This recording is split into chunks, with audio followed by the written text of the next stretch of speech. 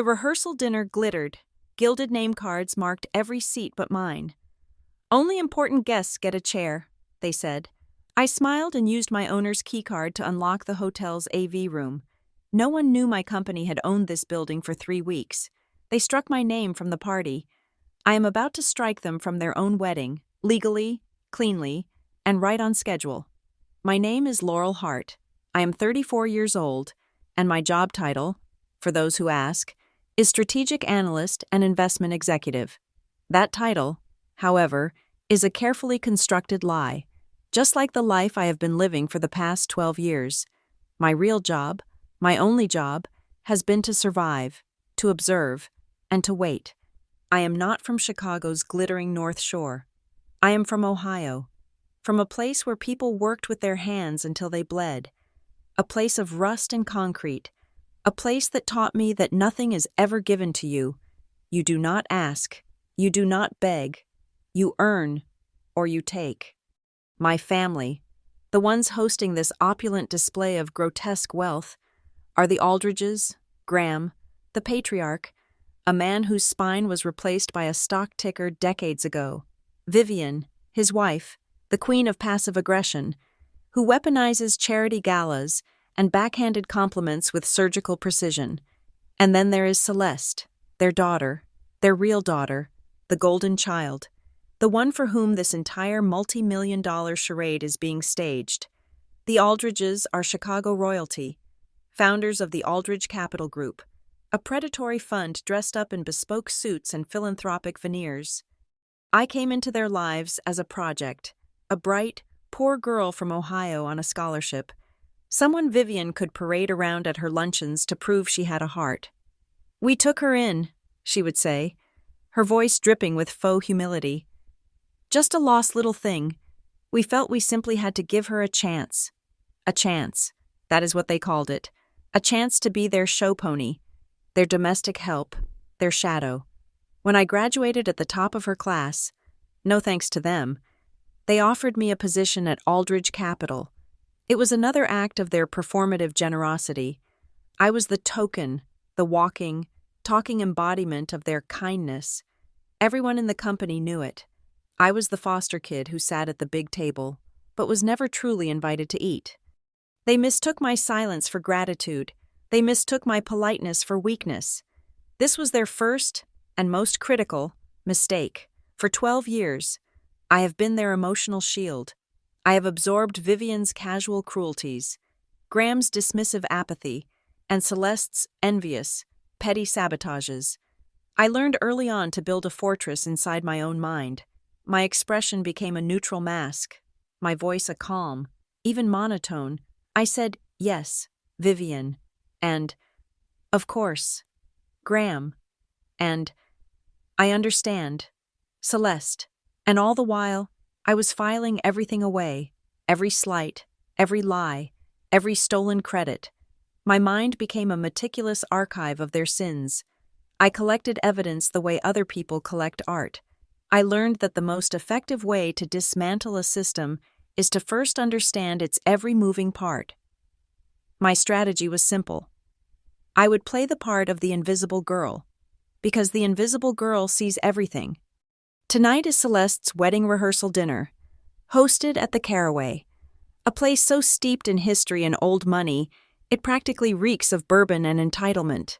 The wedding itself is rumored to be costing north of $2 million. The ballroom is a fantasy of white orchids and ambient lighting. 180 guests, the cream of Chicago's elite, are sipping champagne that costs more than my first car. I walked in, wearing the same understated navy dress I wear to all their functions, professional, muted, forgettable.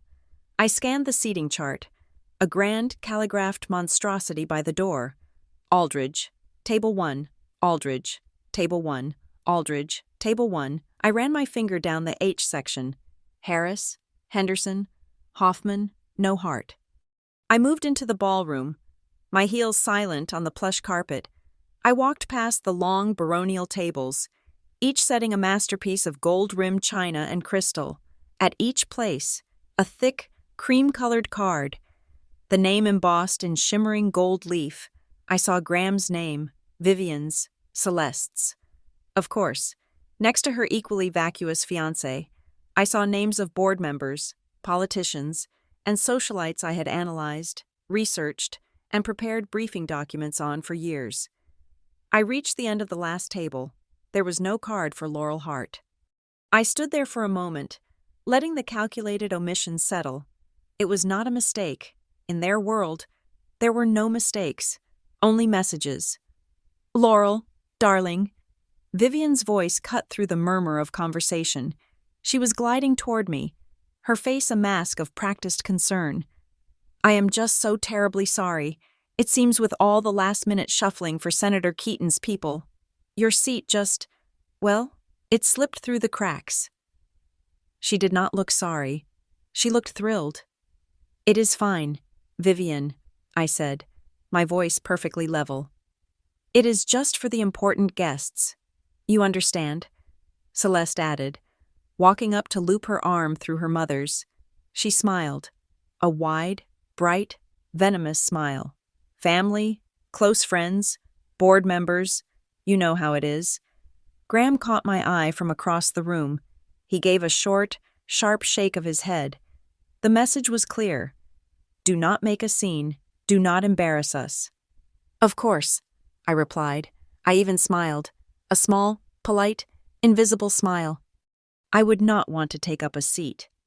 If you are hungry, Vivian whispered, leaning in as if sharing a secret. I am sure the staff can find you a plate in the kitchens. Just be discreet. Thank you. Vivian, you are too kind. I turned and walked away. I could feel their eyes on my back, a wave of smug satisfaction rolling off them. They thought they had put me in my place, the charity case, reminded of her station. Why was I so calm? Why was I not crying, or screaming, or fighting back? Because my anger is a cold thing. It is not the hot, useless rage of a child. It is the patient, structural ice of a glacier. It moves slowly, and it carves canyons into stone. They thought this was their room, their party, their world. They had no idea they were just guests. As I reached the grand, arched doorway, I did not head for the exit. I turned left, toward the unassuming wood-paneled corridor marked Staff Only. I reached into my slim leather portfolio, the one I carried everywhere, the one they always joked was my security blanket. Inside, past the files and the tablet, my fingers found a small, plain white plastic card. It had no name, no gold leaf, no elegant script. It was anonymous, functional, and lethally powerful. I slid it against the black sensor panel on the wall, the one hidden behind a decorative sconce. The light on the panel flashed green, accompanied by a soft, almost imperceptible click. It was the sound of a lock disengaging. It was the sound of a vault opening. It was the sound of the entire game changing.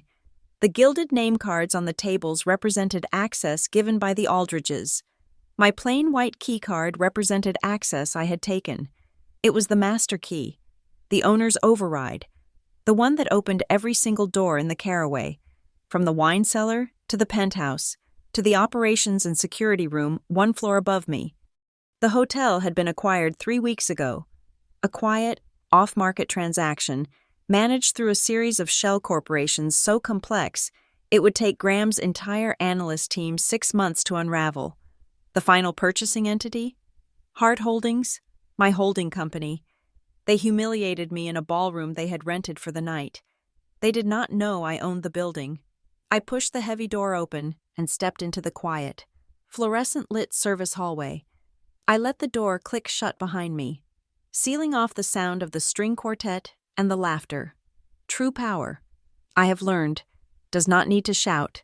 It does not need a gilded name card or a seat at the table. True power is silent until the precise moment it needs to speak. And as I walked toward the AV control room to review the contracts they had signed, I knew my moment was finally here. The hum of the industrial cooling system in the service corridor was a balm, a clean, functional sound against the memory of the orchestrated laughter in the ballroom. The light here was fluorescent, harsh, and honest. It was a place of work, not theater. I walked past stacked cases of champagne and linen carts, my mind perfectly, coldly clear. Vivian's voice echoed in my head, the audio track of my humiliation. I am sure the staff can find you a plate in the kitchens. The irony was sharp enough to cut glass. I was not heading to the kitchen. I was heading to the nerve center.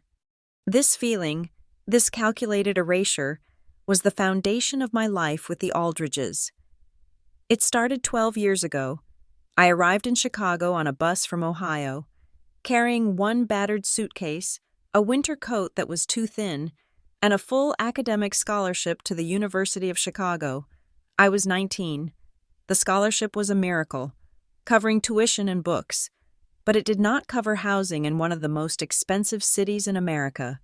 That was when Vivian Aldridge, featured in a glossy local magazine article about her humanitarian outreach, swept in.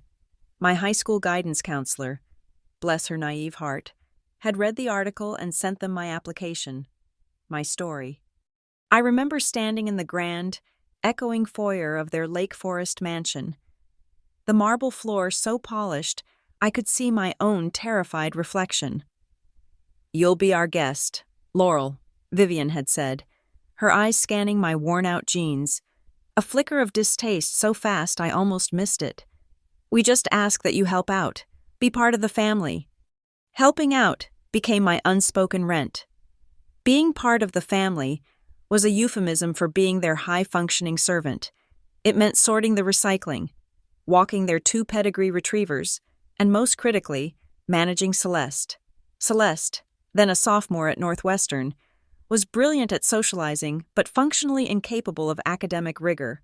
My first task was proofreading her papers. It quickly became apparent that proofreading meant rewriting. I will never forget the first time. A 20-page final paper for an art history elective. What Celeste had written was a 3-page disaster of Wikipedia summaries and frat party anecdotes. "I just get so blocked," she'd wailed. "Mommy says I'm a visual learner, not a textual one." I stayed up all night in the small, beige-colored guest room they'd given me, fueled by instant coffee, and wrote a 19-page analysis of the socio-political impact of Goya's black paintings. I researched. I structured. I wrote. I slid the printed paper under her door at 7 in the morning. She turned it in. She got an A+. The professor praised her mature, insightful analysis in front of the entire class. Celeste accepted the praise with a demure smile and later complained to me that I almost made her sound too smart. My payment was a curt nod and a request to please take her car to be detailed. I learned to compartmentalize. I was a ghost in their house and a machine at the university. I excelled. I graduated summa cum laude.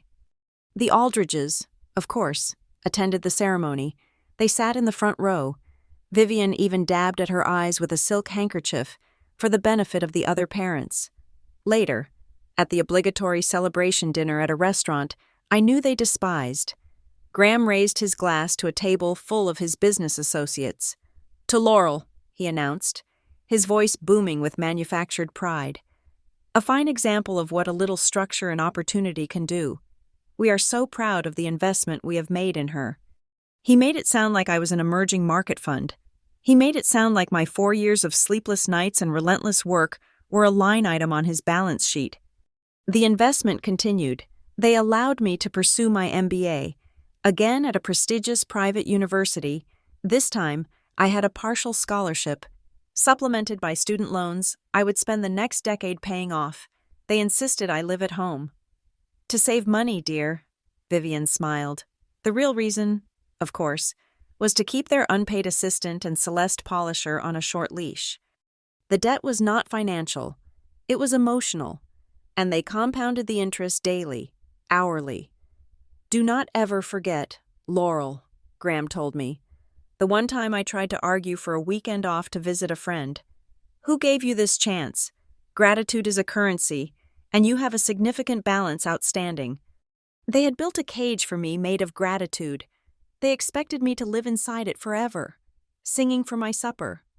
I reached the operations room. My keycard beeped again. A quiet affirmation.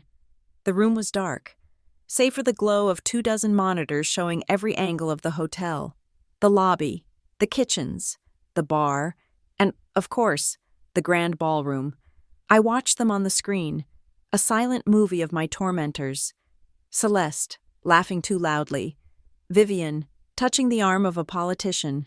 Graham, deep in conversation with a banker. They looked small. They looked like ants. It was in that beige bedroom in Lake Forest, buried under the weight of their expectations and my invisible labor, that I learned the 2 rules that would come to define my life. The first rule, leave a trace, keep the receipts. I started saving everything. The first draft of Celeste's brilliant paper, still on an old USB drive, the metadata on the file, showing my creation date, the emails, forwarded to a private, encrypted server, hundreds of them. Laurel, can you fix this? Laurel, what does this analysis mean? Laurel, handle it. I kept a ledger, not of money, but of favors, of slights, of intellectual theft. I backed them up to a cloud server, and then backed them up again to a physical drive I kept in a bank vault. The second rule, never speak until you have absolute, unassailable leverage. Anger is a hot, useless emotion. It burns out. Power is cold, structural, and patient. They expected me to be grateful, emotional, and ultimately, weak. So I gave them polite, I gave them efficient, I gave them quiet. I let them believe I was exactly what they wanted me to be. The background. When I finished my MBA, top 5% of my class, Graham offered me the job at Aldridge Capital. You will be Celeste's executive analyst, he said, which everyone at the firm knew was code for extended assistant. Celeste had been gifted a vice president title upon her own graduation. I, with the vastly superior degree and a decade of doing her work, was given a cubicle outside her corner office. At the company, the dynamic we'd perfected at home was magnified. Celeste was the face. She had the family name, the blonde hair, and the utter, terrifying confidence of the profoundly mediocre. She attended the meetings. She gave the presentations. I was the brains. I was the one who ran the models, built the decks, and did the late-night due diligence until my eyes burned. My reports, my analyses, my strategies, all of them went out under her name. Please find attached my analysis, she would write, forwarding an email I had sent her 30 seconds prior. The invisibility became literal 2 years ago. Aldridge Capital closed a major acquisition, a mid-level tech firm. It was my research that identified the target. It was my valuation model that set the price. It was my negotiation strategy, whispered to Graham during a break, that closed the deal. The Chicago Business Chronicle ran a story. Celeste Aldridge, the new face of Chicago finance. The accompanying photo was of Celeste, Graham, and the acquired company's CEO. Shaking hands on the trading floor, I had been there, standing just to Celeste's left. But in the photo that ran, I was gone, cropped out. My arm was still visible, a disembodied navy blue sleeve next to Celeste's vibrant couture blazer. They had not even bothered to crop it cleanly. I looked at that photo for a long time. They had not just cut me out of the picture, they had cut me out of my own life. That was the day I stopped being a victim and started being a hunter. I used their own resources against them. My position, low as it was, gave me access to their networks, their databases, their legal retainers. I used the firm's legal billing logs to find the hungriest, sharpest, and most discreet lawyer on their payroll. That is how I found Nathan Bell of Hargrove and Weiler. Nathan specialized in complex corporate litigation and, more importantly, held a deep, personal disdain for old money. Arrogance. I met him by chance at a dreadful charity function. I paid for his first consultation in cash, money I had saved for years by living in their house and eating their food. They are using you as an engine and paying you like a mascot, Nathan said, his face impassive, after I laid out the basics in his sterile downtown office. The problem, Ms. Hart, is that you have, by your silence, agreed to it. You are an employee, not a slave. I am not looking to sue for overtime, I told him. my voice as flat and gray as the conference room table. I am looking to build a fortress, and then I am looking to buy the land it's on. So, we did? Nathan taught me how to weaponize compliance. I developed a new habit. For every presentation I made for Celeste, I made 2 versions. The Moa, the bait version, was the one I would send to her. It was good. Solid work, but flawed. It would have easily discoverable, but not critical. Errors. Then there was the real version, the one I kept locked. I started embedding digital watermarks, invisible to the naked eye, in every spreadsheet. I time-stamped my file creations using a third-party blockchain service. If Celeste ever claimed my work as her own in a court of law, I had a digital, irrefutable breadcrumb trail that led directly back to me. I looked at the monitor. I zoomed in on table 1. I watched them raise their glasses, their faces flushed with champagne and self-congratulation. They were toasting Celeste, toasting the wedding, toasting their own perfect, gilded world. My goal, formed in that beige room and forged in that glass office, had crystallized. It was not just to get away. It was not just to get rich. It was to achieve total, unassailable independence. It was to take back not just my future, but my past. To reclaim the credit for the work I had done, the sleepless nights, the endless humiliations. My goal was to own my own life. And as it turned out, the first step to owning my life was to own the building where they were currently, and unknowingly, celebrating their own downfall. One decisive, clean, final move. It had been my mantra for 5 years. Tonight was the prelude. Tomorrow morning, at 9 o'clock sharp, the first strike would land. Celeste Aldridge's reputation as a rainmaker. The narrative that fueled this entire wedding spectacle was built on 3 pillars, 3 fraudulent pillars, each one quarried, cut, and placed by me, while she simply stood by and accepted the accolades for the structure I had built. The first was Larchmont Bio. 2 years ago, this was her debut as a serious investor. The story, as she told it to the Chronicle, was that she discovered their potential at a charity gala, struck by the CEO's passion. The truth? I had been running discounted cash flow models on Larchmont's Phase 2 trial data for 6 weeks, alerted by a niche medical journal that no one at Aldridge Capital, least of all Celeste, would ever read. I identified the flawed valuation by their initial round investors. I built the deck that outlined the exact, aggressive entry price that would secure a controlling interest while still appearing supportive of their research. I wrote the script for the call. Celeste made the call. She read my words in her breathy, enthusiastic voice. When the deal closed 40% under their initial ask, the press called her a prodigy. The second pillar was Pylon Analytics, a data mining firm. This one was more complex. The entire board, including Graham, was ready to overpay. Dazzled by buzzwords and a flashy interface, they were prepared to buy common stock at a 30% premium.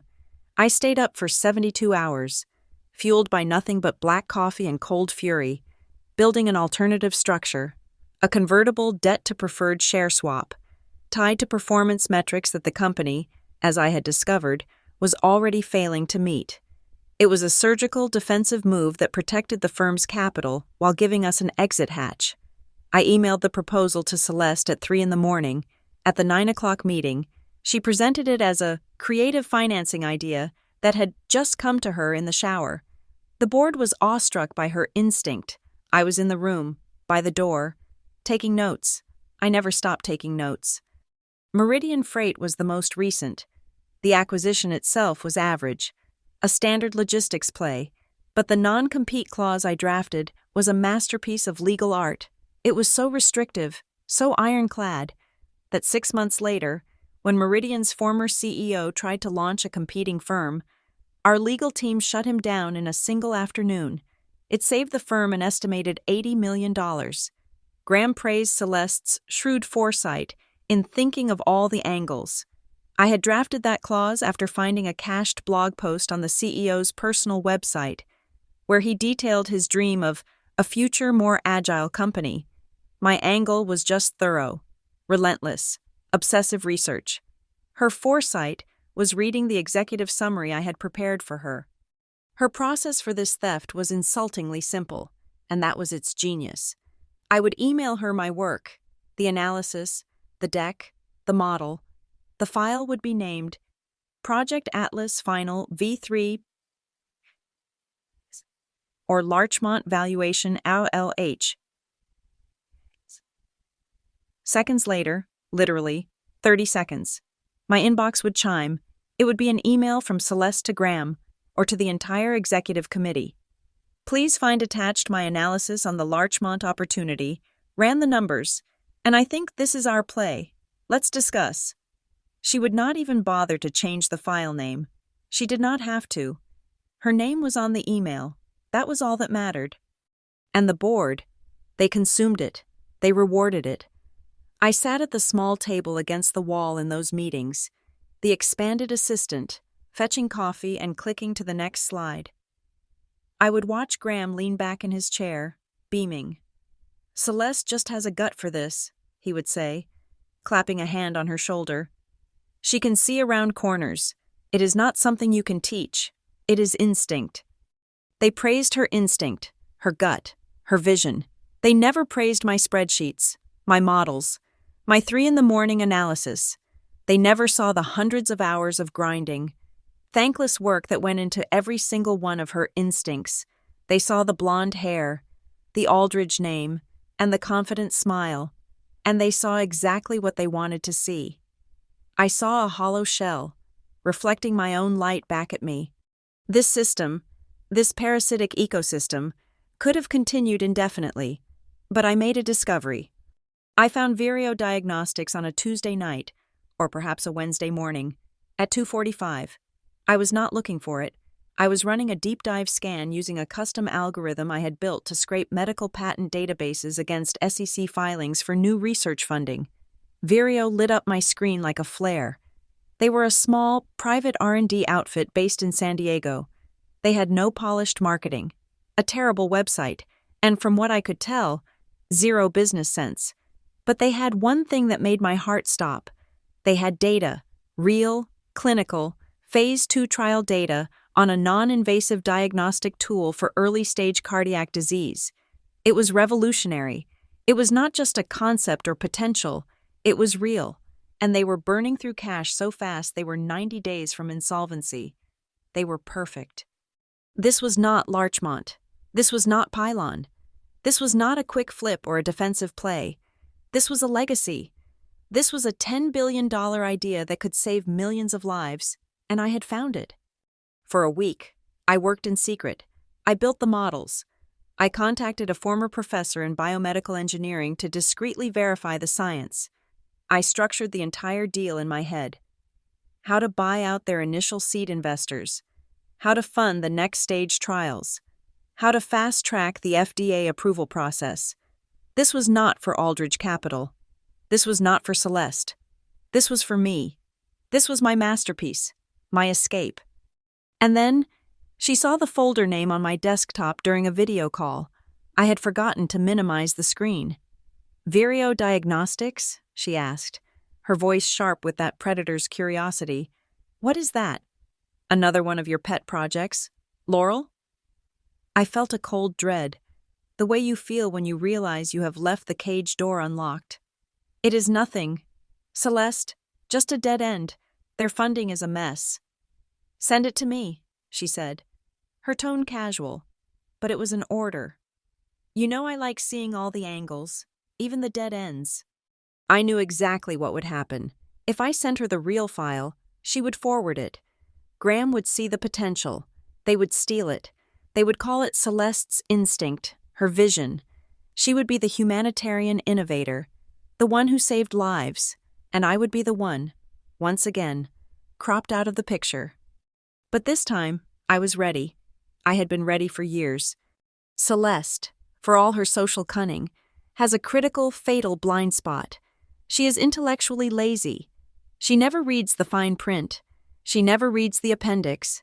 She never opens the attached legal documents. Why would she? She has always had people like me to do that for her. She relies on the executive summary. She lives and dies by the bullet point, and I knew that. I had built my entire strategy around it. I prepared 2 things. The first was the bait, a new presentation deck for Vireo Diagnostics. It was shiny, exciting, and filled with my proprietary models, the Heartline valuation data. As I had codenamed it, it was 90% of my real work, but I also embedded my digital watermarks, and I included a single, toxic but plausible, fabricated projection on slide 27, a lure. The second thing, though, was the trap. For the past year, I had been working with Nathan Bell to quietly set up a series of independent legal entities, shell companies that existed only on paper, all leading back to Hart Holdings, and ultimately, to me. One of these was a small, experimental investment fund called Rooklight Ventures. It was my legal ghost. I created a draft proposal for this Rooklight Ventures fund. It was a dense, boring, 40-page legal document outlining a theoretical strategy for investing in distressed tech, and buried deep in Schedule C, Appendix 4B. I wrote a clause. I called it the Orion Clause. The Orion Clause was a piece of poison pill legal drafting that Nathan had spent months perfecting. It was a conditional trigger. It stipulated that if the proprietary intellectual property defined in the appendix, which I had explicitly defined as the Heartline valuation dataset, complete with its unique algorithmic signature, was used by any non-signatory, any third party, in any communication, for any investment purpose not explicitly approved by Rooklight Ventures, it would constitute an immediate and irreparable breach of fiduciary duty. But it did not just create grounds for a lawsuit. That was too slow, too messy. No. The Orion Clause stipulated that such a breach would trigger an automatic, non-negotiable transfer of all associated intellectual property, management rights, and signatory authority related to that data set, directly to Rooklight Ventures. To me, it was a time bomb, wrapped in a legal riddle, hidden inside a boring document that Celeste would never, ever read. A general does not start a war without an exit strategy. This was my war, and I needed my own allies. While I was building the trap, I was also building my escape. I reached out to Elena Morozova, the founder and managing partner of North Star Capital. Elena was the antithesis of the Aldridges. She was self-made, ruthless, and valued results above bloodlines. She was the only person in Chicago I truly respected, and the only one I feared. I requested a meeting. I used my own money to fly to New York, so there would be no record on the company servers. We met in a sterile conference room in her Midtown office. She gave me 15 minutes. "I am not here to ask for a job, Ms. Morozova," I said, sliding a single, unbound sheet of paper across the table. It was not a resume. It was a list of my last 6 major analyses, with the dates and the corresponding dates of Aldridge Capital's windfall announcements. "I am here to offer you a partnership." She studied the paper. She studied me. "You are the ghost," she said, not a question. "The one who does the work." "I am, and I am tired of haunting that house," I replied. "I am making one more play, my biggest one. When it is done, I will need a place to land that is not afraid of the fallout. In return, I will bring you the engine that has been running Aldridge Capital for the last 5 years. She nodded, a slow, appraising look in her cold, clear eyes. "Stay in touch, Ms. Hart. I am always interested in acquiring distressed assets." I flew back to Chicago. I now had the trap, I had the bait, and I had the escape hatch. I went back to my cubicle. I opened my email. I attached the bait file, the one with the toxic data and the Heartline watermark. I addressed it to Celeste. "Celeste," I wrote, "here is that dead-end project you asked about, the Vireo Diagnostics file. Let me know what you think." I hit send. The bait was in the water. All I had to do now was wait for the shark to be herself. I was standing in the operations room, the cool, conditioned air humming, on the monitors. The party I had just been exiled from played out in silent, high definition. The grand ballroom of the Caraway. It was a masterpiece of social theater. precisely as Vivian had designed it. 180 of their closest friends, business partners, and political allies, all seated at 4 impossibly long tables, draped in Belgian linen so white it hurt the eyes. The floral arrangements were not just centerpieces, they were architectural installations of white orchids and silver manzanita branches, dripping with what looked like actual crystals. A string quartet, flown in from New York, was playing a modern, anemic version of a pop song in the corner. The air was thick with the scent of expensive perfume and the faint, buttery smell of the hors d'oeuvres I was not invited to eat.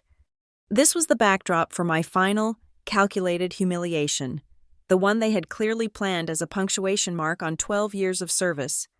I had seen the seating chart. I had walked the room. I had felt the familiar, cold knot in my stomach tighten as I realized my name was not just at a table. It was nowhere. It was the physical manifestation of my entire life with them, present, essential, and completely unacknowledged. And then, the performance. Vivian's hand, cool and heavy with rings, on my arm. Her voice, a stage whisper for the benefit of those nearby. Laurel, darling, I am just shattered. With the senator's people and the last-minute additions from the board, it is a puzzle. You understand. I am sure the staff can find you a plate in the kitchens if you are hungry. Just be discreet. Discreet, the word she had used to define my existence. Be discreet with your intelligence.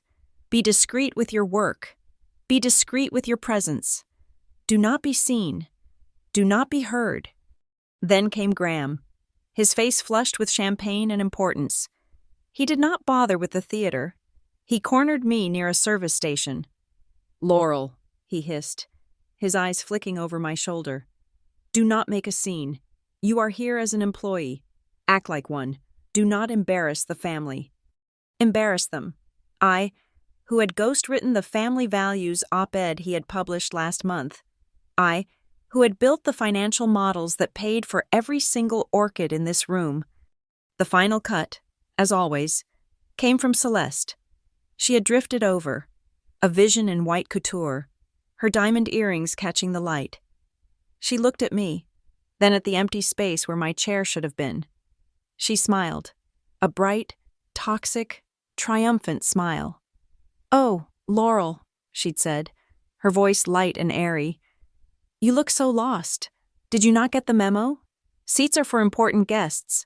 You know, family, friends, the people who actually matter. The people who matter. I held her gaze. I did not flinch. I did not cry. I did not give them the satisfaction of the scene they so clearly craved. I simply nodded, my own polite, neutral, invisible mask firmly in place. I understand. Celeste, it is your night. But as I turned to leave, I saw them, at table 1, seated 10 feet from Celeste, were 3 people who did not belong to the Aldridge crowd, 2 men and a woman, all in dark, impeccable, understated suits. They were not laughing, they were not drinking, they were watching. Their faces were impassive, but their eyes, sharp and analytical, had missed nothing. They were Elena Morozova's senior partners, the vanguard from North Star Capital. Graham must have invited them, desperate to get his firm's hooks into their new fund.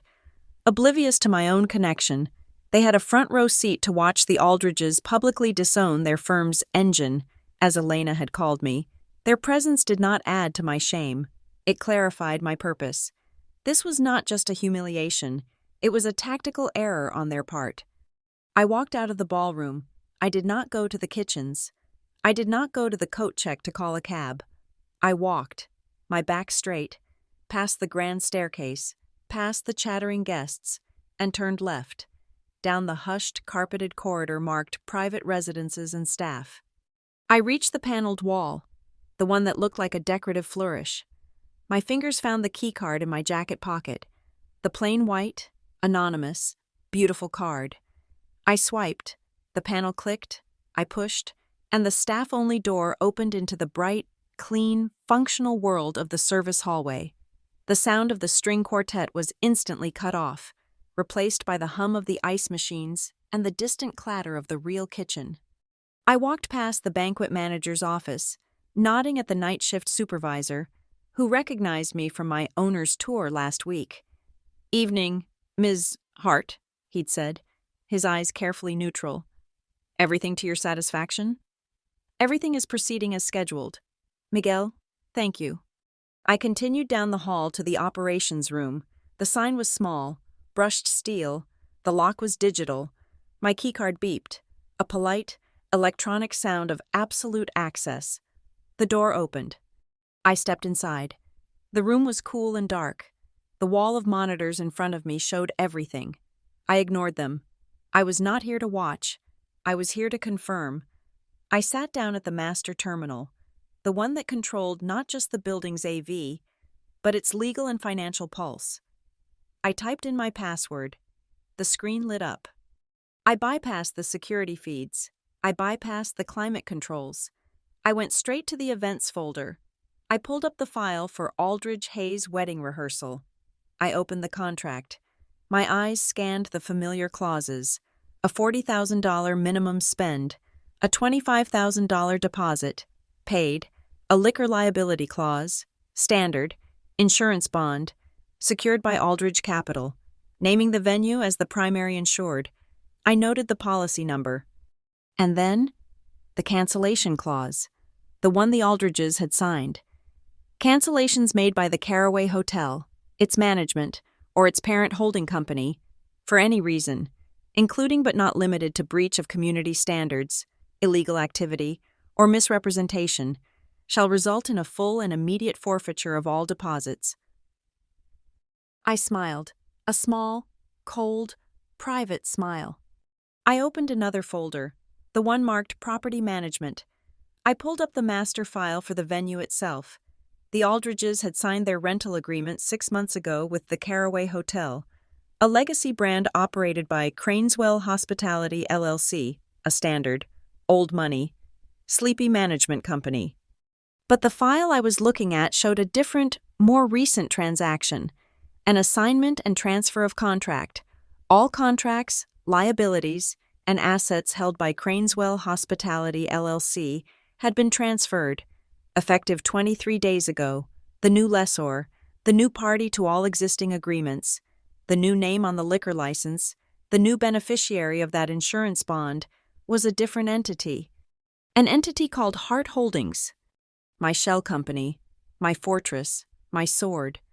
I had bought the Caraway 3 weeks ago in an all-cash, off-market deal so quiet, so fast, that the Chronicle had not even caught the scent. The Aldridges, in their arrogance, had not even bothered to check if the name on the letterhead had changed. Why would they? They were the Aldridges. They rented ballrooms. They did not concern themselves with who owned them. I looked at the liquor license, now legally bearing my company's name. I looked at the insurance policy, which now protected me. I looked at the cancellation clause, which I now controlled. They had built a party to celebrate their power, to remind me that I had none. They had done it in a room I had paid for. With liquor, I was legally serving them, on a night where I held the power to turn off the lights, lock the doors, and revoke every privilege they had ever known. I looked up at the monitors. I saw Celeste, holding a champagne flute, laughing, the star of her own show. I saw Vivian, smiling at the North Star Partners, a gracious, confident hostess. They were not hosts, they were tenants, and their lease was about to expire. I closed the rental contract. The dossier was complete. Downstairs, in the ballroom, they were drowning in champagne and illusion. Up here, I was reviewing the architecture of their demise. The plan was a legal and financial sculpture, and its centerpiece was the Vireo Diagnostics deal. My entire strategy rested on the Orion Clause, that beautiful, toxic paragraph Nathan Bell had drafted. I had called him the moment I sent the bait file to Celeste. He was in his office, the sound of traffic on Wacker Drive faint in the background. "It is a masterpiece of legal drafting. Laurel," he had said, his voice dry as paper. "It is a contractual kill switch, but, as we discussed, it is conditional. It is not enough for her to just see the data. To activate the automatic transfer, you need to prove willful, intentional, and fraudulent misuse of proprietary information, a high bar. I know the bar. Nathan, I had replied, watching the email icon in my sent folder, and I'm counting on her to clear it. She did not disappoint. The server logs, which I had administrative access to, as the assistant who managed the firm's backup and compliance software, were the first link in the chain. The first log entry, timestamp 1403, 15 seconds, email from l.hart@aldridgecap.com to c.aldridge@aldridgecap.com. Subject, Vireo Diagnostics, dead end. The second log entry, timestamp 1403, 47 seconds, email from c.aldridge@aldridgecap.com to g.aldridge@aldridgecap.com. Subject, FW, Vireo Diagnostics, dead end. The body of her email was short, arrogant, and perfectly, fatally damning. Please find attached my analysis, ran the numbers. My gut says this is the big one. Let's discuss. 32 seconds. It had taken her 32 seconds to claim my work as her own. Not enough time to download the attachment, let alone read the 50-page analysis. It was sloppy. A blatant act of theft. But it was not enough. It was still internal. It was theft. But not yet the fraud I needed. I needed her to take the data outside. That was the purpose of the file itself. Projection Heartline, XLSX. It was not just a spreadsheet. It was a beacon. I had embedded a tracker script in the metadata. A silent, invisible piece of code that would log every access, every IP address, every machine ID. And every time the file was forwarded or copied, the file would call home to one of my private servers the instant it was opened. And I had included the poison pill, the lure, buried deep in the financial models, on a tab she would never open, but which a data-scraping tool would find. Was the bait. It was a single, falsified projection, a hypothetical, fast-track clinical trial partnership with a major European pharmaceutical, set to be announced in the next 90 days. It was a lie, a beautiful, compelling lie that artificially inflated the short-term valuation by 400%. It was a trap designed specifically for a greedy, lazy mind. I watched the tracker. For 2 days. Silence. I felt a cold flicker of doubt. Had she, for the first time in her life, decided to do the actual work and ignore my file? No. The alert came at 1:17 in the morning. 3 days later, my laptop chimed. A soft, neutral sound. The tracker was awake. Log entry 1. Timestamp 01:17. File, Projection Heartline, XLSX. Opened. IP address, Celeste's private home network. Log entry. 2. Timestamp 01:19. File, Projection Heartline, XLSX. Attached to a new email. Log entry 3. Timestamp 01:21. Email sent. Destination. A private, non-Aldridge email address. I knew that address. It belonged to the chief executive officer of Vireo Diagnostics. Celeste was going behind her father's back. She was trying to cut her own side deal. This was the willful misuse. This was the moment, but I still needed the proof of her intent. Nathan had been clear. We needed to prove she used it for personal gain. I waited. The final piece of the puzzle arrived 3 days ago. As a vice president at Aldridge Capital, Celeste was required to file her personal trade logs with the internal compliance department. It was a formality, one she always did late, one she assumed no one ever read. But I read it. I read everything. The log for the last quarter showed it. Timestamp 01:30 a.m. The same night she emailed the Vireo CEO, a personal trade, executed from her private brokerage account. A purchase of $40,000 in long-shot Vireo options. She had traded on proprietary, insider information that was not only stolen, but fabricated, before she had even presented the deal to her own firm. She had committed securities fraud. I took the proof of the trade, the server log of the 32-second forward, and the tracker log of the email to the Vireo CEO. I bundled them into a single, encrypted file. I sent it to Nathan. His reply was a single sentence. The Orion clause is active. The moment I received his confirmation, I digitally executed the clause. With a single keystroke, the legal trap snapped shut. Every right, every piece of intellectual property, every shred of management authority associated with the Vireo Diagnostics project, my research, my models, my strategy, was automatically and irrevocably transferred from Aldridge Capital to the signatory of the clause, to Rooklight Ventures, to me. Celeste was now preparing to announce a multi-million-dollar acquisition of a company she had no legal claim to. The centerpiece of her wedding was a deal she had already forfeited. But the fraud was not just against me, it was against Aldridge Capital itself. I had to set the last two dominoes. I took the evidence of her insider trade. I anonymized the source, stripping my own digital fingerprints, making it look like an external discovery. I sent it from a secure encrypted email account to the one person at the firm who was not on Graham's payroll, the head of the Internal Audit Committee. He was a stickler, a man terrified of the SEC. The subject line, Anonymous Tip, Fiduciary Breach and Insider Trading by C. Aldridge. I knew exactly what would happen. It was happening right now. As I sat in the operations room, an emergency, confidential, and terrified meeting of the audit committee was underway. They were launching a shadow investigation. They were pulling her files. They were, unknowingly, doing my work for me, preparing the legal groundwork to detonate their own golden child. The final piece was my own exit. The war was about to begin, and I would not be in the trenches when the shrapnel flew. I sent one word to Elena Morozova at North Star Capital. Done. Her reply was immediate.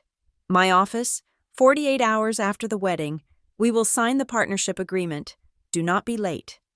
My lifeboat was waiting. I looked at the clock on the terminal. 8:34 p.m. Downstairs. They were likely serving dessert.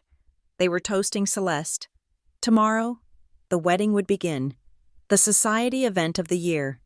Celeste, in her arrogance, had scheduled the signing of the Vireo acquisition as a publicity stunt. It was timed for the press. Just before she walked down the aisle, she wanted the Chronicle to have a photo of her, in her wedding dress, signing the deal of a lifetime. The timeline was set. 9:00 a.m. Celeste Aldridge takes the podium in the Grand Hall to announce her future. 9:07 a.m. Nathan Bell, seated in the front row, will stand. The screens will change. The Orion clause will appear. The internal audit will be revealed. And I, the owner of the venue, will take the microphone and explain that, due to the discovery of potential criminal activity on the premises, the event contract was now null and void. The dossier was closed. The evidence was locked. The schedule was set. They thought I was in the kitchen, eating their scraps. I was in the command center, coordinating their execution. The morning of the wedding was a spectacle of organized chaos. 8:00 a.m. The grand foyer of the Caraway was already swarming, not with guests, but with the ecosystem that fed on them. Local broadcast trucks with their towering satellite masts idled at the curb, fashion bloggers, their faces already illuminated by the blue light of their phones, were taking selfies by the enormous custom-built floral arch, and in the center of it all, schmoozing with a frighteningly artificial charm, was Graham, greeting the mayor's chief of staff. The city official looked pleased, basking in the glow of the Aldridge name and the promise of their continued civic investment. I watched this from a small, tinted observation window in the second-floor operations corridor. I was not in a dress. I was in a sharply tailored black suit, my hair pulled back, an earpiece connecting me to my own security lead and the building manager. At 8:30, she appeared. Celeste? She descended the grand staircase, a vision in a custom-designed gown that reportedly cost more than $100,000. The press cameras, which had been cordoned off, surged forward, a wave of flashing lights. She was a perfect bride, her face a mask of radiant, teary-eyed joy. She reached the bottom, took her fiancé's hand, and then turned to the designated press pool. "I just want to say," she began, her voice practiced, catching with emotion, "that this is about so much more than a wedding. It is about partnership. It is about commitment.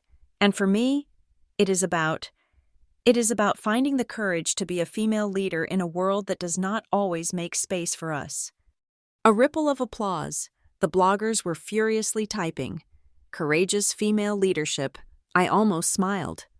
Laurel, Miguel, the building manager, a consummate professional I had already decided to promote, was at my side. He was holding a tablet. "Backup generators are green. All AV feeds are routed to the operations room. We have full control of the main hall screens and the audio." "And the house system?" I asked. "Separate," he confirmed. "We can kill their presentation feed and override with our own in less than 1/10 of a second. The signal is locked." "Good." I looked past him, down the corridor, to the 2 new security men I had hired just for the day. They were ex-military, broad-shouldered, and had no allegiance to the Aldridge family. They wore the standard Caraway blazers, but they reported only to me. "Are they in position?" "By the stage and at the hall entrance, ma'am. Their new directives are clear. They respond only to your command or mine.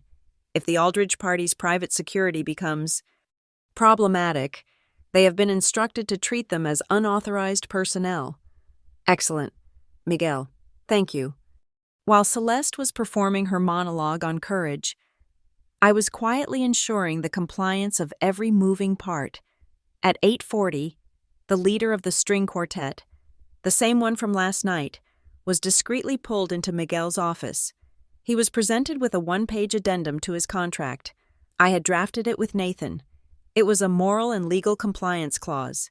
It stipulated that the musicians, as contractors of the Caraway, and thus Hart Holdings, were not obligated to perform for an event where credible evidence of illegal activity or securities violations was presented.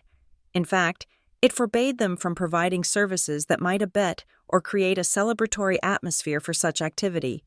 It came with a bonus, a check for their full fee, plus 50%, for their understanding and immediate compliance. The bandleader read it, saw the certified check, and signed without a word. His quartet would go silent on my cue.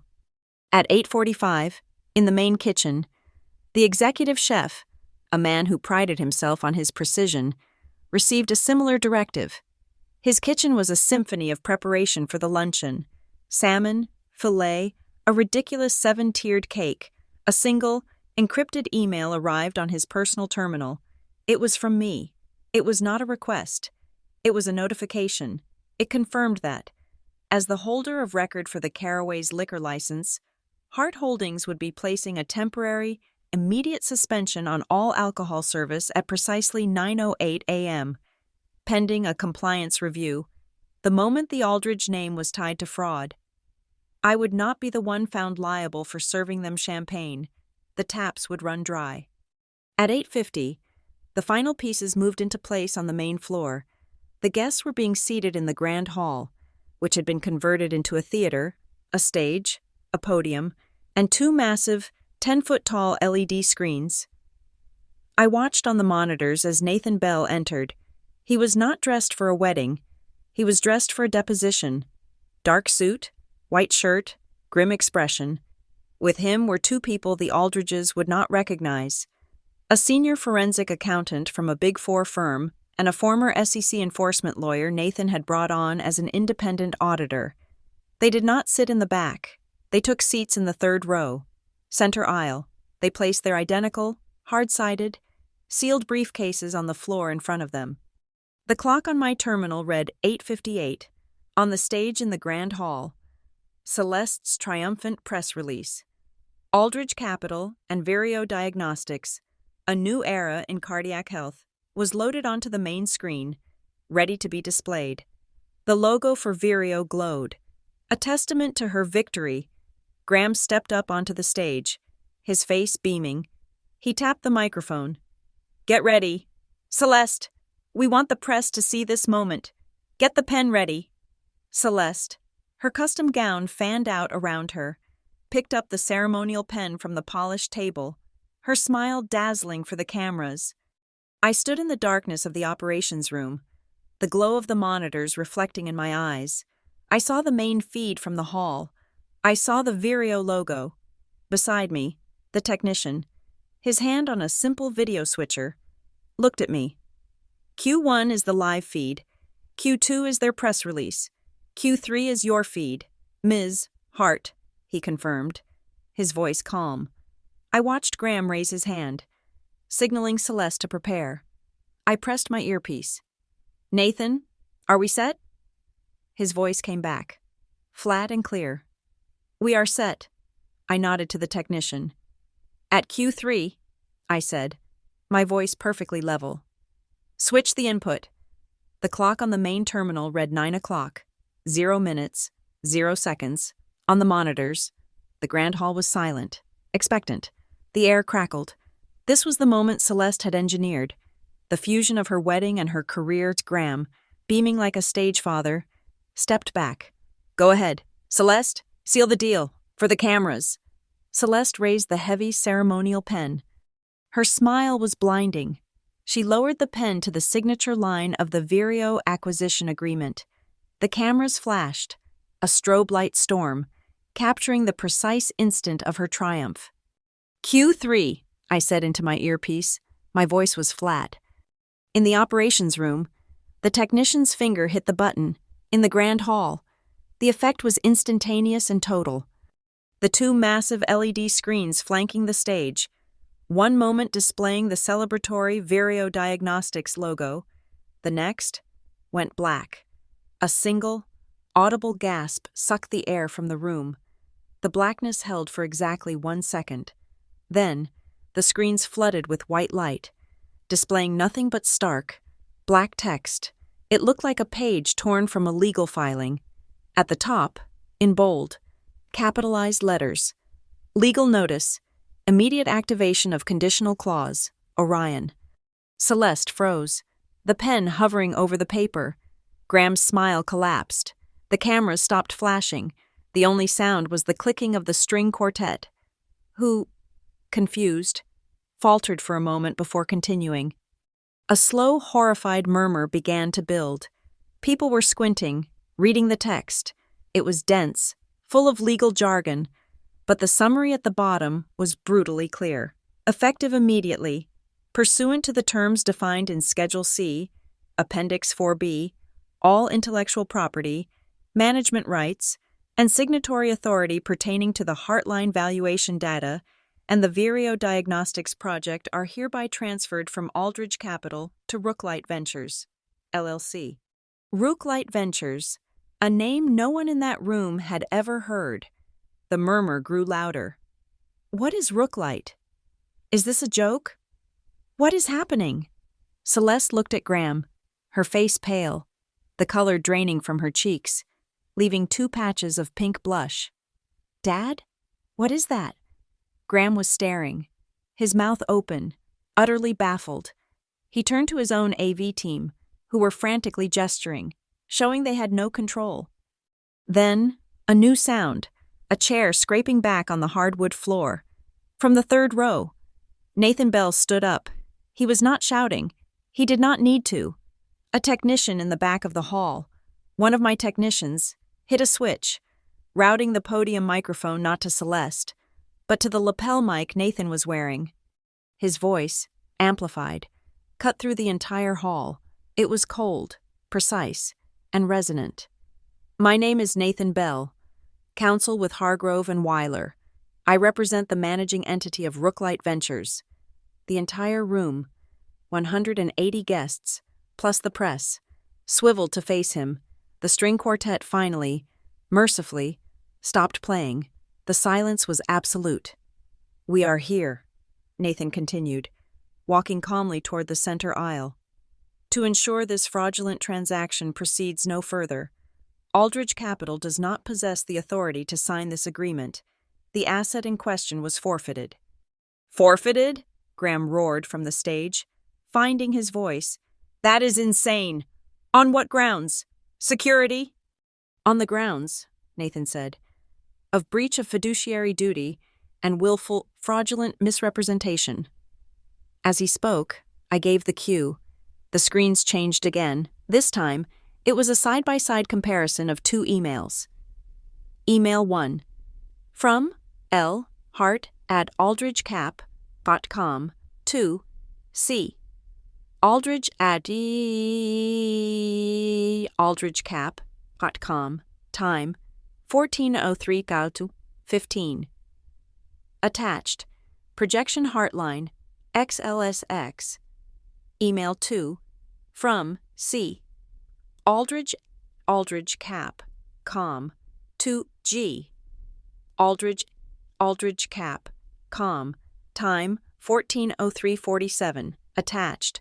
Projection Heartline XLSX. Body. Please find attached my analysis. My gut says this is the big one. The timeline is clear. Nathan's voice boomed. At 2:03 p.m., Celeste Aldridge received a file from an analyst. 32 seconds later, having not had time to even open the file, she forwarded it to her father, claiming it as her own analysis and gut instinct. The gasp this time was louder. It was a sound of collective, dawning horror. The press was no longer confused. They were filming, their cameras locked on Celeste. This is a lie," Celeste shrieked. The microphone picked up the sharp, hysterical edge in her voice. "That was my project. I led that team. Laurel just helped with the numbers." "That is an interesting claim, Ms. Aldridge," Nathan said. He gestured. The screen changed again. This time, it was a file access log, a dry technical spreadsheet, but its meaning was unmistakable. "This is the metadata tracker log from the file Projection Heartline XLSX," Nathan announced. "It shows every time the file was opened, and by whom. It shows Ms. Hart opening, editing, and saving the file 117 times over 6 weeks. It shows 0 access, 0. It shows that you, Ms. Aldridge, never once opened the file you claimed as your own." He let that hang in the air. "You did, however," he continued, his voice dropping.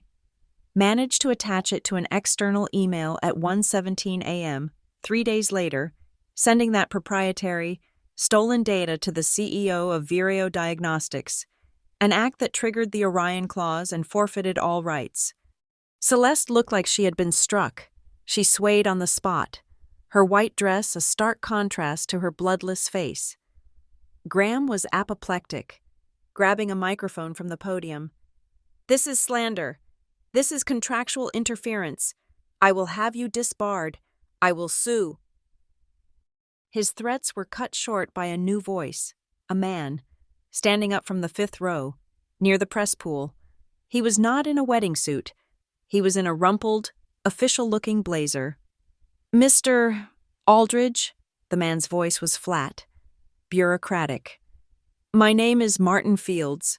I am an investigator with the State Securities Division."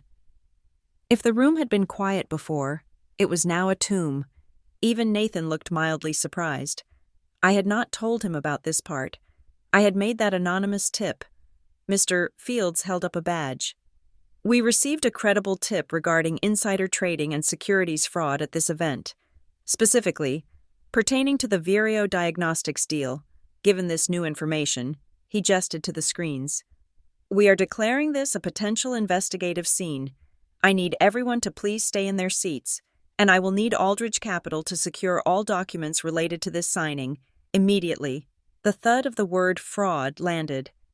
At that exact moment, 2 things happened simultaneously, as I had directed. First, the string quartet, who had been sitting frozen, began packing their instruments.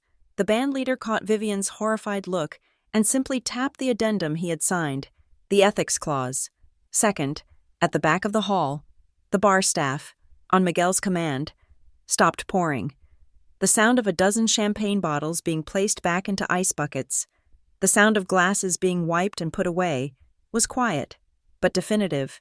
The party was over. I watched on the monitor, Celeste's perfect wedding, Her moment of courageous female leadership had just transformed into a secured regulatory investigation. I leaned back in my chair. The first flip was complete. The foundation was shattered. Now, it was time for the owner of the building to speak. I stood up from the terminal in the operations room. The chaos in the grand hall, amplified by the high-definition speakers, was a symphony. Nathan had played his part. The SEC investigator had played his. Now, it was my turn. Miguel, the building manager, was looking at me, his expression a perfect blend of professional calm and sheer awe. "Ma'am?" "It is time for the owner to greet her guests." "Miguel," I said, smoothing the lapels of my black suit. "Please come with me and activate the house lights, all of them." "Yes, Ms. Hart." I walked out of the operations room, Miguel a silent, professional shadow 2 paces behind me. We bypassed the service corridor and took the private elevator down to the foyer. I could hear the commotion before the doors opened, a cacophony of shouting, reporters yelling questions, and the high, piercing wail of Celeste. The elevator doors opened. I stepped out into the light. The scene was pure pandemonium. The guests were standing, clustered in frightened, whispering groups. The press had broken their cordon and were surging toward the stage. Graham was on the stage, his face a mottled, terrifying shade of purple, screaming into the dead microphone that Celeste had used. "This is a lie!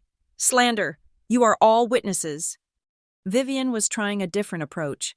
She had cornered the SEC investigator, Mr. Fields, and was hissing at him, her face a mask of aristocratic fury. "Do you know who we are?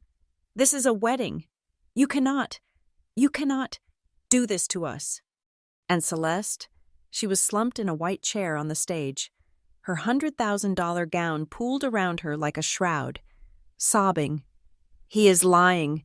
It was my project. It was mine." I walked through the archway into the grand hall.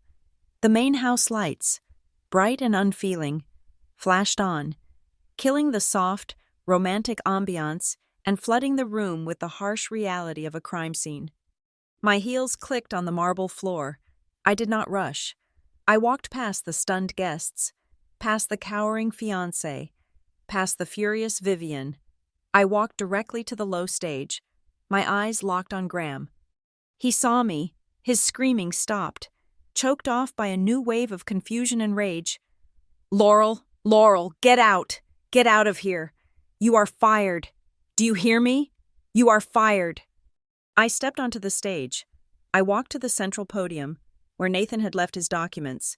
I looked at the technician, my technician, in the back of the room. He hit a switch. The microphone hissed to life. "Good morning," I said. My voice, amplified and perfectly calm, sliced through the chaos. Every single person in the room, press, guests, investigators, and the Aldridge family, snapped their heads toward me. "Laurel," Graham spat, taking a step toward me. "Get off this stage. You have no right." "On the contrary, Graham," I interrupted, my voice as cool as the marble floor. "I have every right.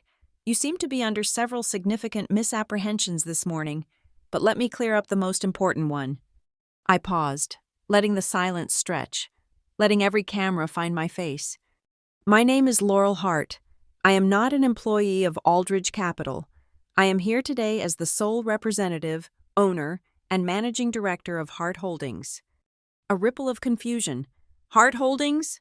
one of the reporters yelled. "What is that?" Vivian stared. "Hart? What is she? Graham, what is she talking about?" "Hart Holdings," I said, my voice carrying to every corner of the room, "is the legal and beneficial parent company of Craneswell Hospitality, LLC, which means, as of 23 days ago, Hart Holdings is the sole and legal owner of the Caraway Hotel." The statement landed like a physical blow. It was so outside their realm of possibility that it took a full 3 seconds for it to register. Graham's mouth worked, but no sound came out. That is impossible," he finally stammered. "Our contract is with Craneswell. We have a signed agreement." "You had a signed agreement," I corrected him. pulling a neatly folded document from the inside pocket of my suit jacket. With Craneswell. And when I acquired Craneswell, I acquired all its assets, all its properties, and most importantly, all of in-progress event contracts. Your agreement to rent this ballroom, Graham, is with me. I motioned to the technician. The screens, which had been frozen on Nathan's email logs, changed again. Now, they displayed a high-resolution scan of the deed of transfer, the official letterhead of the Illinois Secretary of State, the line item showing the acquisition of Craneswell Hospitality by Hart Holdings. The press went wild. The sound of camera shutters was like hail on a tin roof. And under the terms of your signed contract, I continued, my voice overriding the noise, specifically Section 4, Subsection B, the Legal and Ethical Compliance Clause, this venue reserves the right to immediately suspend or terminate any event where credible evidence of illegal activity is present. I gestured politely to the SEC investigator, who was watching me with a new, keen interest. A formal investigation by a state securities official, precipitated by evidence of insider trading and fraud taking place on these premises, more than meets that standard. Therefore, as the owner of this property and the holder of its liquor license, I am invoking that clause. This event is officially suspended for 60 minutes, pending a full review by my legal team. Suspended? Vivian shrieked. She finally found her voice, and it was a sound like a kettle boiling over. You cannot. You thing. This is my daughter's wedding. This is libel.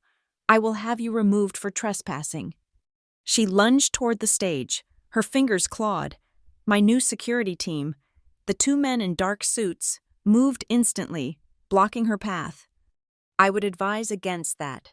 Vivian, I said, my voice still calm. I am not trespassing. You, however, are now in breach of your rental agreement, but you are welcome to review the paperwork. Miguel, I called out. The building manager, who had been standing silently by the door, stepped forward. Yes, Ms. Hart? Perhaps you can escort Mrs. Aldridge to the operations room. She seems to wish to review the terms and conditions of the contract she signed. Vivienne stopped dead. She looked from me to Miguel, her mind finally, agonizingly, connecting the dots. Graham was trying a different tactic. He was apoplectic, his face bulging. Manager, I want the general manager. Get me the hotel manager right now. I will have this girl arrested. I will have her thrown out. Miguel, a picture of professional poise, stepped directly into Graham's line of sight. Mr. Aldridge, please, calm yourself. Do not tell me to be calm, Graham bellowed. I want your boss. Get me your boss. Miguel stood perfectly still. He looked at Graham, then turned his body 90 degrees to face me.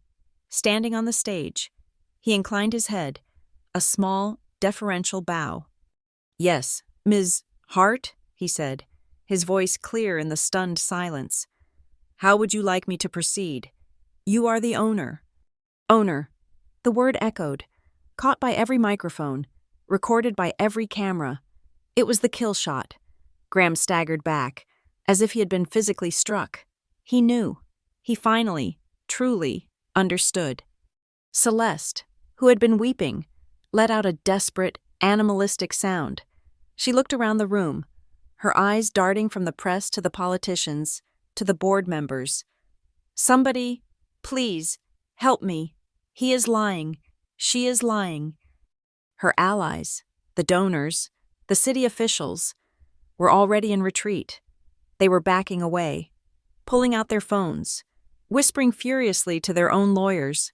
The stench of legal risk, of fraud, of the SEC, was radiating from the Aldridge family, and no one wanted to be contaminated.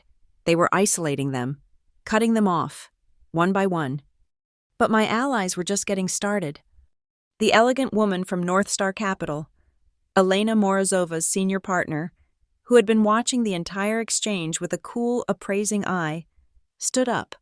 She walked calmly to the front of the room, near the press pool.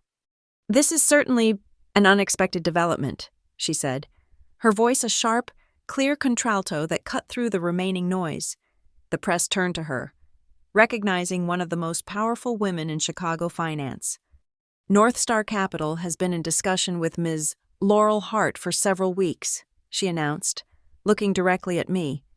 We have been profoundly impressed by her analytical rigor, her strategic foresight, and as of today, her impeccable ethical standards. She gave me a small, approving nod, a public anointing. In light of this, corporate restructuring at Aldridge Capital. North Star is accelerating our timeline. We are proud to formally announce our offer to Ms. Hart to join North Star Capital as a full managing partner.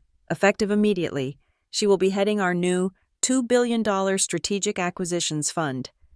It was a masterstroke, a reputation shield of pure titanium. In one move, she had validated my every action, cemented my new status, and publicly declared the Aldridges radioactive. The press went into a frenzy. The narrative was no longer disgruntled assistant ruins wedding. It was star analyst recruited by North Star exposes massive Aldridge fraud. The questions were a roar. Ms. Hart, how long have you owned the hotel? Ms. Hart, are you pressing criminal charges against Celeste Aldridge? Ms. Hart, what is Hart Holdings? Celeste, did you commit fraud? Did you steal the deal? Mr. Aldridge, a comment on the investigation. I held up one hand. The room did not quiet, but the focus became absolute. Every camera, every eye was on me. Celeste was sobbing, rocking back and forth. Graham was staring at the floor, a broken, empty vessel. Vivian was frozen, held in place by my security, her face a mask of silent, murderous rage. I was not finished. This was the coup.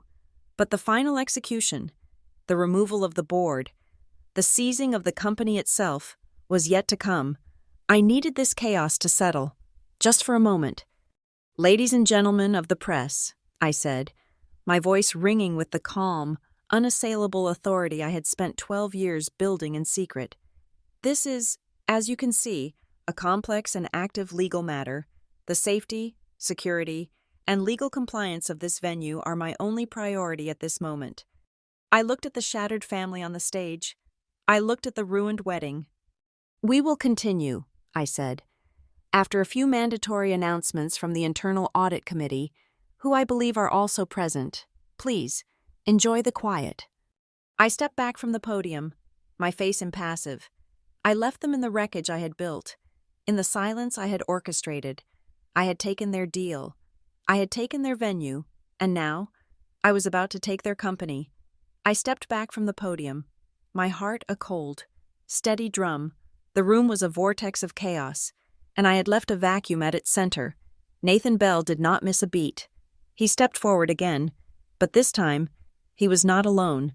The forensic accountant who had entered with him, a severe-looking man with a face made for delivering bad news, stood up and walked to the side podium. I nodded to my technician. The cue was given. The screens, which had been showing the deed to the caraway, changed. The mood in the room shifted from social shock to a cold, procedural dread. This was no longer a family drama. It was a post-mortem. The title on the screen was stark. Preliminary Audit Summary, Aldridge Capital, Internal. My name is Arthur Vance, the severe-looking man said. His voice, like Nathan's, was amplified, dry, and devoid of emotion. I am a senior forensic accountant, retained by the Internal Audit Committee of Aldridge Capital, following a credible and deeply disturbing anonymous tip received 72 hours ago. Graham, who had been a broken statue, snapped his head up. Internal audit?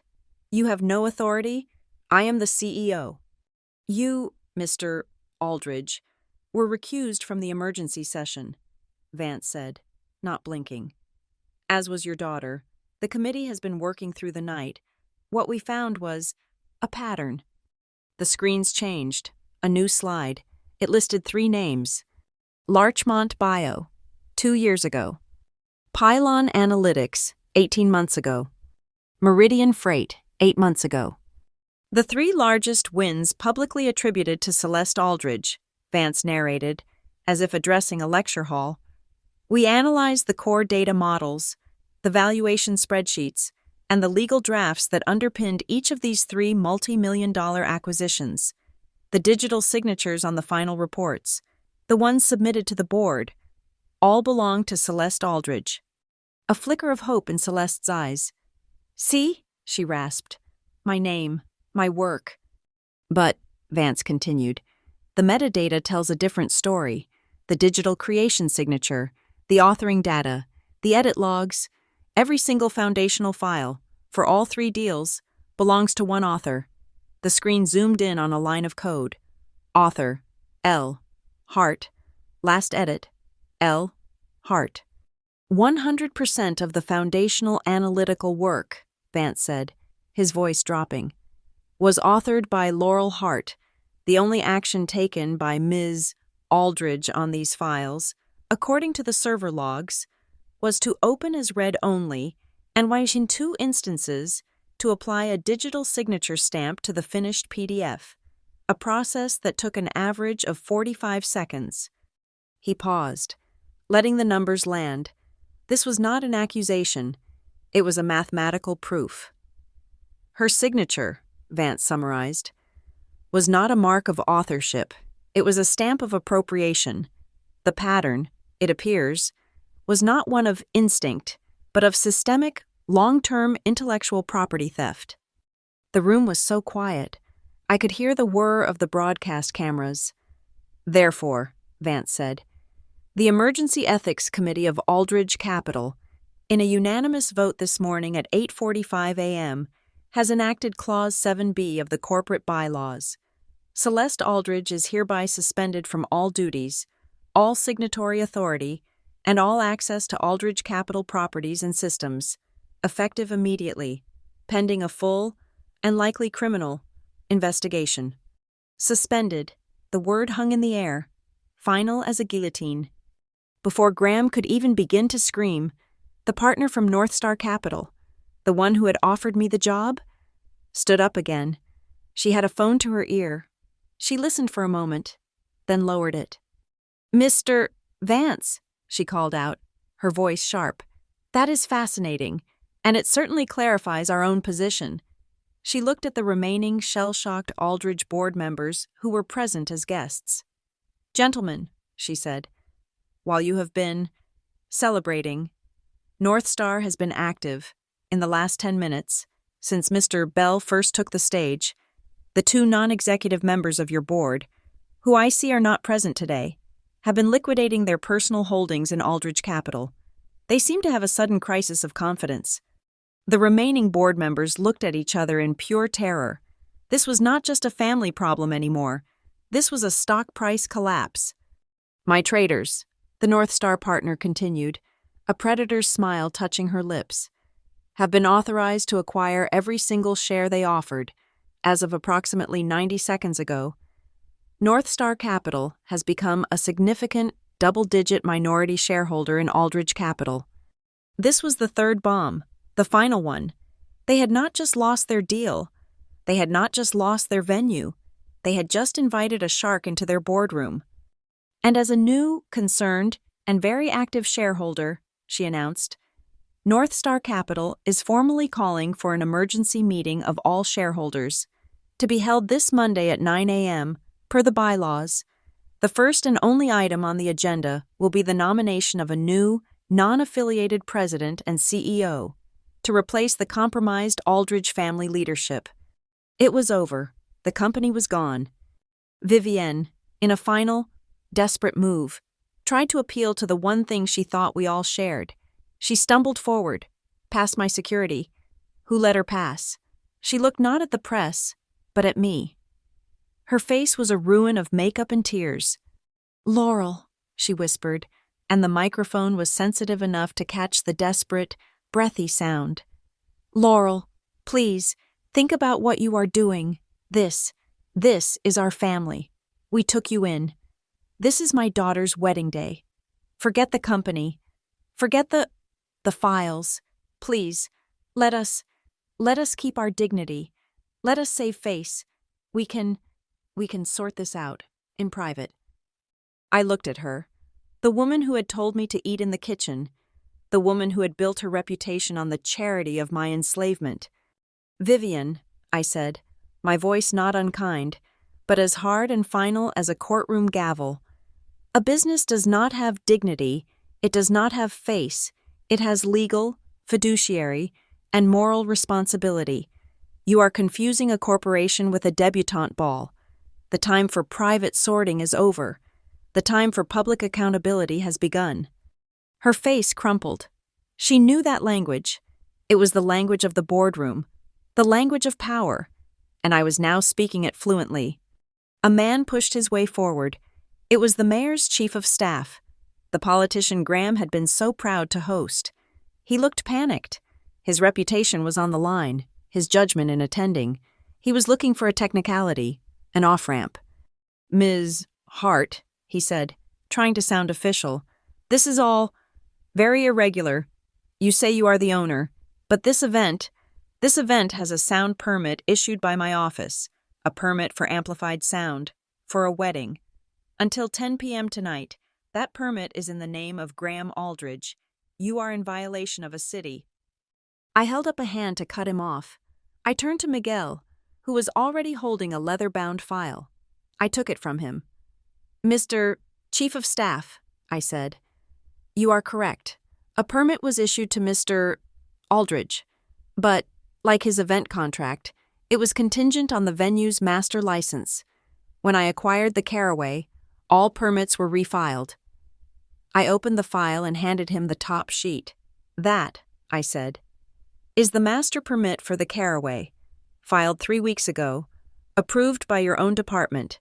It is in the name of Hart Holdings, and it contains a clause, which I had our lawyers draft, that all subsidiary event permits are nullified in the event of illegal activity on the premises. As the owner of record, I am revoking the Aldridge Sound permit as of right now." He stared at the paper. He was trapped. I had not just bought the building, I had bought the law. A new man, someone I did not recognize, a guest in a $1,000 suit, rushed the stage. Ms. Hart, please. I am the Aldridge Family Counsel. We must de-escalate this. This public spectacle is helping no one. I formally request we move to a private room. My clients." "I refuse," I said, cutting him off. "Your clients have hidden in private rooms for 12 years while they built a public reputation on my work. Today, we will have public compliance. We will have public accountability. You are welcome to observe from the floor. Counsel." This was the final straw. The loss of his lawyer.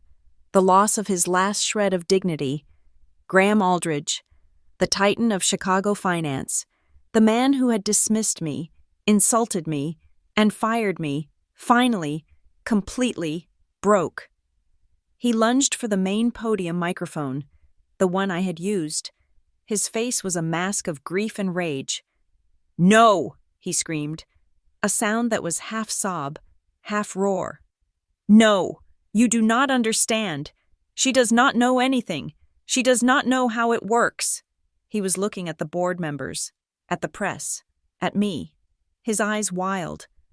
"She could not do it," he bellowed, the feedback screeching.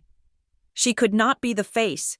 She did not have the name. Celeste was supposed to be the face. That was the deal. Laurel was she was just the numbers. She was just the work. That was always the deal." The microphone caught it all, the raw, unfiltered, frantic confession. She was just the work. Celeste was just the face. The press was silent, their cameras recording, every one of them capturing the truth. Spoken at last, from the mouth of the man who had engineered the entire lie. A collective sigh went through the room. The guests, the investors, even the SEC investigator. It was the sound of a story ending. The moral victory was complete, the narrative flipped, the truth undeniable. Everything else, as I knew, was just paperwork. Graham's confession hung in the air, a raw, ugly echo. She was just the work. Celeste was just the face. The press was recording. Their faces a mixture of professional hunger and genuine shock. The moral case was closed. Now, All that remained was the execution of the sentence. I stepped back to the podium, my heels a sharp click on the stage. The microphone hissed to life at my touch. "Mr. Aldridge," I said, my voice cutting cleanly through his sobs, "has just provided what I believe is a full and public confession. For that, at least, I thank him. It clarifies the morning's business considerably." I turned my gaze from the broken family on the stage to the 180 guests, who were still standing, looking like witnesses to a horrific accident. "Ladies and gentlemen," I called out, my voice firm. "I apologize for the confusion. I am Laurel Hart, the owner of this property. Please, I ask you all to retake your seats. There is one final announcement from the venue. This will only take a moment." I nodded to Miguel, who was already at the main door, directing staff. "House lights to full work lights. Miguel, and please, close the doors." The romantic spotlights died, replaced by a flat, uncompromising white light. The room was no longer a wedding hall. It was an auditorium, a courtroom. The guests, unnerved, slowly began to sit. They were now my audience. "As I have stated," I began, my voice ringing with the authority of the lease agreement, "the Caraway Hotel is the property of Hart Holdings. As such, all events on these premises must operate in full compliance with state and federal law, and with the terms of the contracts I now hold." I gestured to the stage, where Celeste was being held by her trembling fiancé, and to Graham, who was staring at the floor. "We have today been presented with credible evidence of securities fraud, insider trading, and systemic corporate theft. This is not a family dispute. It is a significant legal risk, and it is happening on my property." I let that sink in. Under the original terms of the rental agreement, I have two options. Option A, I can invoke the compliance clause, which allows me to pause this event for 60 minutes while my legal and security teams conduct a full review and secure the premises. This is disruptive, but procedural. I paused. Option B, I can invoke the cancellation clause, which would terminate the event immediately. Per the terms, all deposits would be forfeit. It is a matter of process. Before I could continue, Celeste, who had been a whimpering mess, seemed to find a final surge of Aldridge arrogance. She lunged forward, her voice a raw shriek that ripped through the room. "No, you cannot. We paid for this. This is my wedding. We will not be stopped. Continue. Continue the wedding. I demand you continue at all costs." "At all costs?" I asked, my voice dangerously quiet. "Are you sure, Celeste?" "Yes, yes," she screamed, her face a mask of tears and rage. "You will not do this. Continue, now." I looked at her. She had taken the final bait. "Very well," I said. I nodded, not at Celeste, but at Miguel, who was standing by the technician. "Miguel," I said, my voice once again booming through the speakers, "please display the file marked Addendum 4, Hospitality, signed." The screens, which had been frozen on the audit report, changed one last time. It was a new document, a simple, one-page addendum. At the bottom was a flourish of a signature, dated just 1 week ago. Celeste's. "What? What is that?" Her lawyer, the one I had refused to speak to, called out from the floor. "I am glad you asked. Counsel," I replied. "This is a hospitality addendum. Last week, Ms. Aldridge decided to change her floral package and upgrade her champagne selection. A minor, $5,000 change. Our new management team," I smiled at Miguel, "is very efficient. We processed that change, and, as is standard for all new contracts under my ownership, we had her sign this addendum." I pointed to the text on the screen.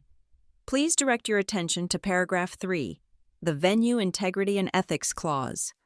I read it aloud, my voice clear and slow. "This clause states that the client, Ms. Aldridge, warrants that no activity related to her event, her guests, or her associated business entities will bring legal, financial, or reputational risk upon Hart Holdings or the Caraway Hotel. It further states that if any evidence of fraud, misrepresentation, or criminal activity is discovered, the owner, that is me, has the sole and absolute right to terminate the event, effective immediately, to protect the venue's legal and ethical standing. I turned my head and looked, finally, at the entire Aldridge family, huddled together on the stage. "Last night," I said, my voice dropping, "your family, in this very room, informed me that seats were only for important guests. You denied me a chair at your table, a table I had paid for with 12 years of my life, my intellect, and my silence." I let the words hang. "Here is the lesson for today. You were right to be concerned about the seating chart. You were just looking at the wrong one. You denied me a seat. Unfortunately for you, that seat was on my floor." I turned to the room. Under the authority of the Ethics Clause, signed by Celeste Aldridge, I am terminating this event. The contract is void. The wedding is cancelled. The finality of the words hit the room. This was not a pause. This was an ending.